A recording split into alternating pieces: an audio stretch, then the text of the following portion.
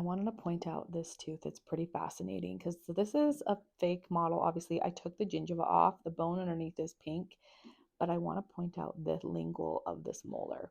Do you see how there's calculus, but then there's calculus down low right upon the bone? That is totally normal. That happens all the time in human mouths. So as you're instrumenting, a lot of times we want to stop. We feel that bump of calculus and we're like, oh, we're done. But really, you want to do your channeling all the way down to the bone to remove any debris, because sometimes there's that big ledge, but then there's more little bits and pieces lower. So don't be shy to just keep going. Once you feel that big bump come off, you want to keep going.